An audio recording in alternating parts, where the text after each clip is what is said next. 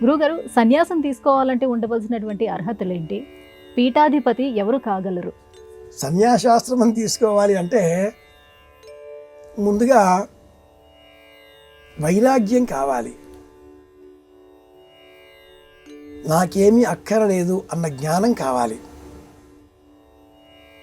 నిత్యానిత్య వస్తు వివేకం, వైరాగ్యం, షట్సూత్ర సంపత్తి, ముముక్షుత్వం, ఈ నాలుగింటిని ప్రత్యేకంగా అధ్యయనం చేయాలి. సాధనా చతుష్టయంలో మనం కొంత ప్రవేశం పొందగలిగితే వైరాగ్యం కలుగుతుంది. ఈ వైరాగ్యం జ్ఞాన వైరాగ్యం. ఏది శాశ్వతం కాదు, మనంబడి ఏదీ రాదు, మన చేత ఈ పని చెయ్యబడుతున్నది, నేను నిమిత్త మాత్రుడిని అనే అర్హత మొట్టమొదటి అంశం. ఇతడు సన్యాసి కాగలడు. సన్యస్త్వం మయా అనుకోగలగాలి. నేను విడిచిపెడుతున్నాను అన్న జ్ఞానం కలగాలి. ఒకానొక వ్యక్తి నాకు సన్యాసం కావాలి, నేను సన్యాసిని అయిపోతాను, ఈ ప్రపంచమంతా అనవసరం, అనవసరంగా వివాహం, అనవసరంగా సంతానం, అనవసరంగా సంపదలు, అనవసరంగా కూడబెట్టడం అంటూ అడవికి వెళ్ళి తపస్సు చేసుకోవడం కోసం, సాధన కోసం కూర్చొని ఒక వస్త్రం కట్టుకొని తపస్సు చేస్తూ మరుసటి నాడు ఆ వస్త్రాన్ని తడిపి చెట్టుకొమ్మ దండంగా ఆధారం చేసిన ఆరవేయగా ఒక అడవి ఎలుక ఆ వస్త్రాన్ని ఛిద్రం చేసింది. అడవి ఎలుక పని పట్టడం కోసం ఒక పిల్లిని ఆదరించాడు. పిల్లికి పాలు పోయాలి కాబట్టి ఎవరినో అడిగి ఒక గేదెను కూడా సేకరించుకోగలిగాడు. గేదెను మేపుకు రావాలి కనుక ఒక పిల్లవాడిని కుదుర్చుకున్నాడు.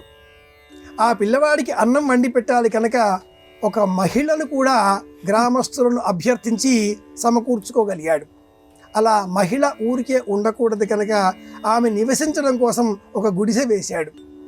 అలా ఒక మహిళ గుడిసెలో ఊరికే ఉండకూడదు కనుక తాళి కట్టి ఇల్లాలుగా చేసుకున్నాడు. ఇల్లాలుగా మహిళ వచ్చింది కాబట్టి సంతానము కలిగింది. సంతానం కావడంతో సంసారం ఏర్పడింది. దీనిని కౌపీన సంరక్షణార్థాయ మయం పటాటోపహ అంటూ సంస్కృతంలో ఒక సామెతగా వివరిస్తారు. గోచీపాతం రక్షించుకోవడం కోసం సంసారం ఏర్పరచుకున్నాడు.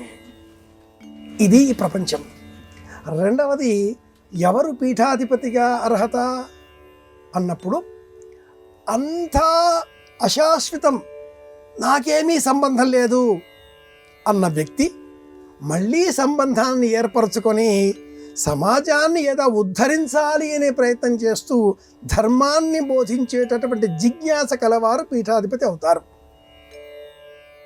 తమ కోసం కాకుండా అశేషమైన ప్రజ్ఞ పాఠవాలతో, అఖండమైన వైజ్ఞానిక దృక్కోణంతో, సమస్త శాస్త్రాలపైన అవగాహనతో, పట్టుతో, నమ్మిన సిద్ధాంతాన్ని నిక్కచ్చిగా నిర్ద్వంద్వంగా చెప్పగల దిశన కలిగి ఉండి కూడా సన్యాస సంప్రదాయాలకు లోబడి తామరాకు మీద నీటి బొట్టు వలె ఏ మమకారము లేకుండా జీవించేటటువంటి వారు మాత్రమే నిజమైన పీఠాధిపతి అవుతారు. ఇది విషయం.